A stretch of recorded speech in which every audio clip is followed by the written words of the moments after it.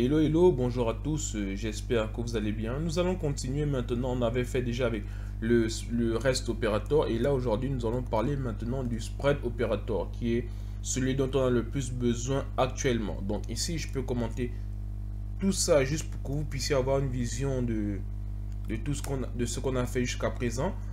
Donc on va venir ici et maintenant on va parler du spread operator. Spread en anglais qui veut dire étendre, spread. Pardon, ici, ok, ça veut spread comme ça qui veut dire juste étendre. Ok, donc le spread opérateur, de quoi il s'agit ici?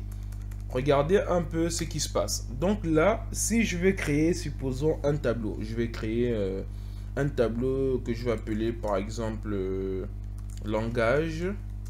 Et donc ici, je mets par exemple le HTML, le CSS, le PHP,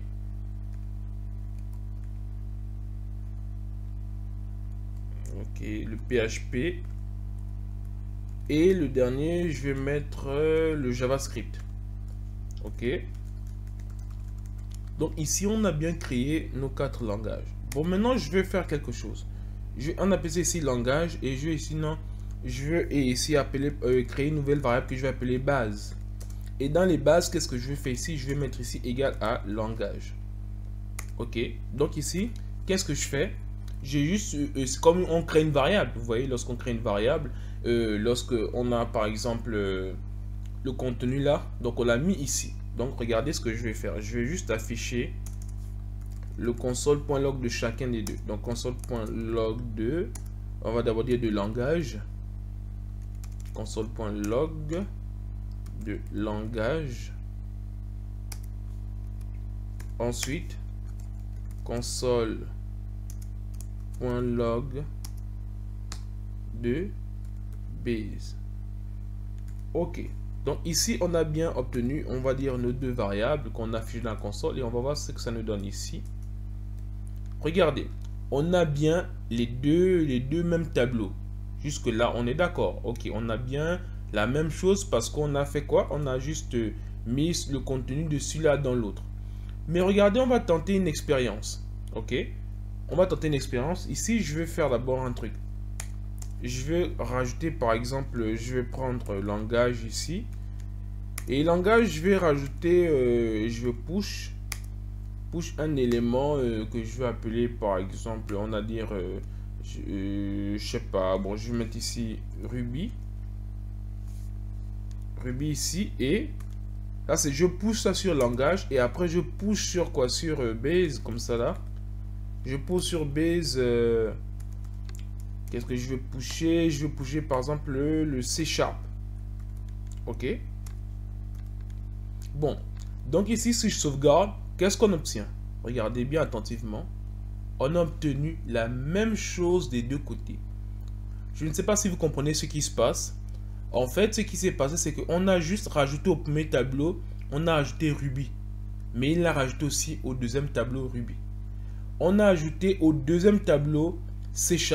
Il l'a rajouté aussi au premier tableau C#. Regardez si je viens. Regardez, je vais encore faire autre exemple. Je viens ici. Je viens rajouter dans langage. Je vais push par exemple. Ou bien non. Non, donc langage, non, je vais faire un truc. Je vais même remplacer. C'est-à-dire, je vais remplacer Ruby par Java. Vous voyez ici, donc ici, qu'est-ce qui se passe? Ici, ça c'est le 0, 1, 2, 3. Il a pushé Ruby en 4. Donc, il suffit que je mette ici 4 comme ça. Et je mets égal à Java. Ok. Et donc ici, si je sauvegarde, regardez ce qui se passe. Des deux côtés, Ruby a été remplacé par Java. Donc, qu'est-ce qui se passe? En fait, si vous mettez, quand vous mettez l'égalité, les tableaux sont pas comme les variables. En fait, ici, si vous remplacez une valeur dans un élément, il le fera dans l'autre. Si vous faites dans l'autre, il le fera dans l'un. Donc ici, quoi qu'il arrive, il y aura toujours ce changement qui va s'opérer. Et donc, comment faire pour éviter cela? Éviter le fait que les choses se dupliquent dans les deux endroits. Bah, pour éviter cela, il y a une technique, c'est ce qu'on appelle le spread operator. En fait, de quoi il s'agit ici? Supposons que là, regardez, j'ai créé, on a créé comme ça le langage. Et là, maintenant, regarde ce que je fais. je mets juste un tableau comme ça. Je mets point, point, point comme ça. OK. Et là, je ferme le tableau. OK. Regardez maintenant ce qui se passe. Si je fais juste ça, on va voir ce qui se passe. Regardez, les deux tableaux sont différents. Ici, l'un d'abord en JavaScript, OK, comme au départ. Mais après, on a push un Java, on a push C# chez l'autre. Et vous voyez, ils n'ont plus la même chose. Ici, regardez, donc ici, on avait JavaScript la base. Et dans le premier, on a push d'abord. Bon, on a push parce que j'ai mis juste ça. Si je commente ça, vous allez mieux voir. Regardez, si je commente ça, on a bien ici Ruby sur celui-là et C# sur l'autre. Vous voyez, donc il n'y a plus le système de duplication. Donc ici, là encore, donc il y a ce truc-là. Si je veux rajouter un autre langage, par exemple C++, bien je mets ici dans Base, je mets ici Base, je push comme ça, je push C++. Et dans le langage, par exemple, je veux push Java. Qu'est-ce qu'on obtient ici? Vous allez voir, les deux tableaux sont bien différents. On a bien push Java ici et l'autre C++.